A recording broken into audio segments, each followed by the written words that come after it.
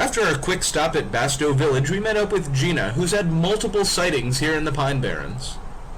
So the sun was starting to set, so it was summertime, and it was about 6 o'clock at night. And you see the ruts in the road there?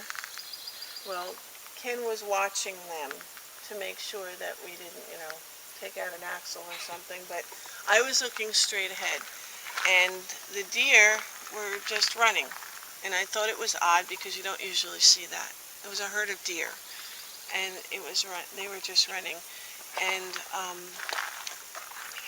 then just this thing, because I didn't know what it was. I honestly didn't know what it was. And as you can see, it just took a leap from one side over the road. From what I saw from where I was, it looked like it took just a flying leap over the road and landed on the other side. And as I explained before, all I saw was really the bulk of a shoulder, or I didn't know it was a shoulder, but it just tensed, and I saw that, and it was gone. How far away do you think you were from the deer and the creature? Not this first tree, maybe the second tree.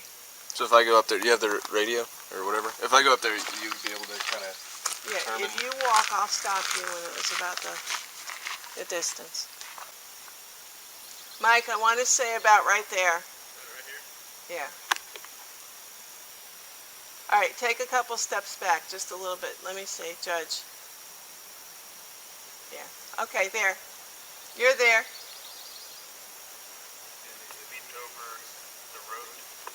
It looked like it must have taken a leap even before the road, and it just sailed over the road after the deer, and it touched down on the other side. It was so fast, I didn't see much detail at all. The colors were a very bright blondish, reddish type of color, and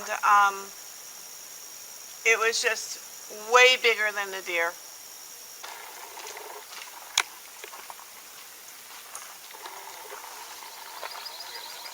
I should have knew I was going to have to jump, so I should have just sent somebody else. I broke my ankle in June. I remember. Yeah. How are you doing? I'm walking, so. Does it hurt? It has its days, yeah. But just one giant jump, it said it just kind of sailed. Yeah, she's saying it just like sailed over the road. It looked to me like it was almost in the process of a leap.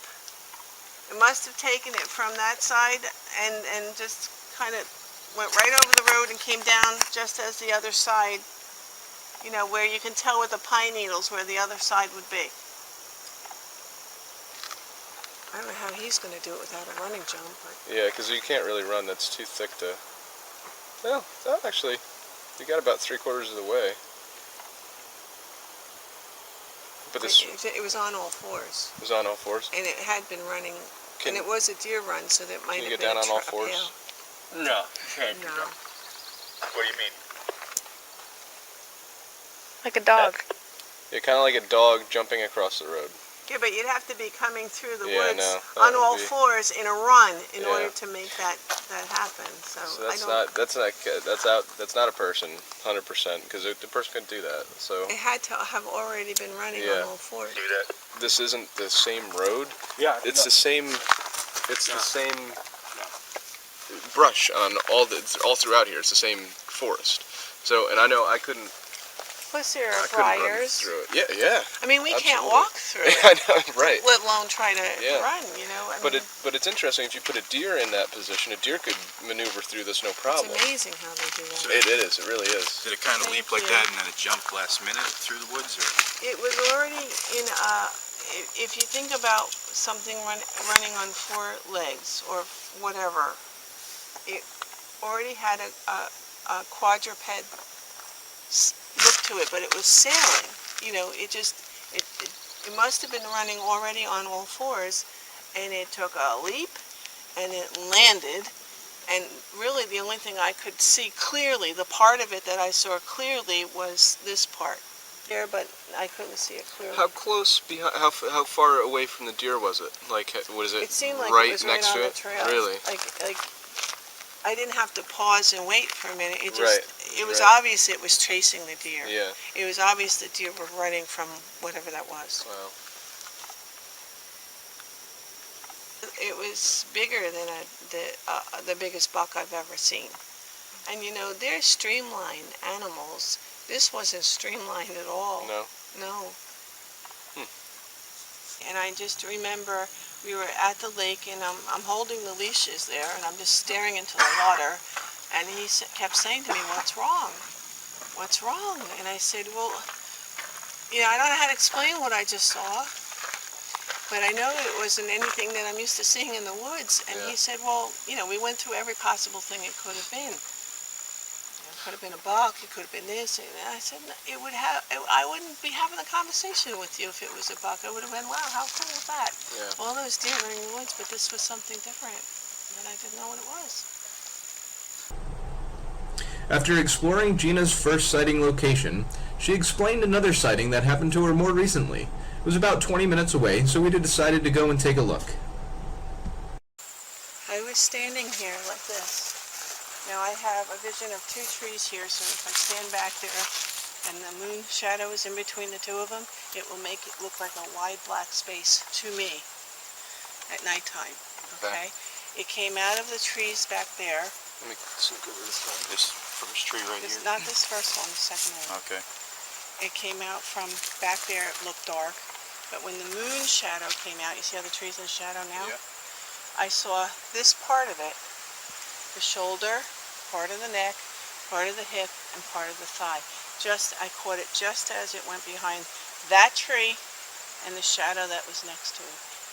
That tree alone wouldn't have been able to cover its whole body, but standing But because you had the shadow with it, it just ducked in between that, and I just happened to look up and I caught it. You didn't hear anything? Didn't hear a thing.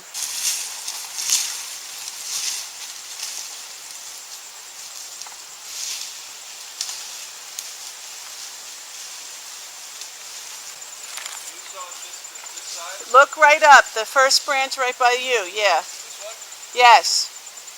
About that height, and over, if you stand behind the tree and just show your shoulder, that's about all I saw.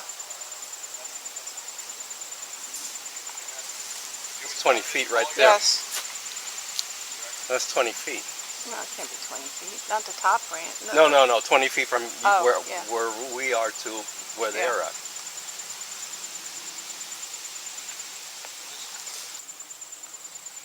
So I saw the shoulder and the arm. Oh, and something else I saw that I thought was strange.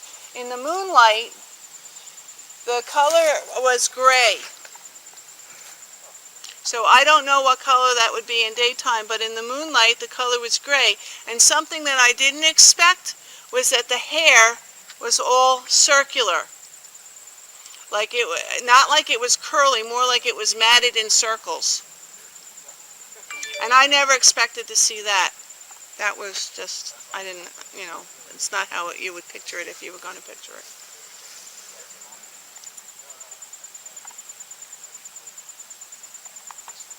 I think from what I get from this is that this is just a random trail in the middle of the forest.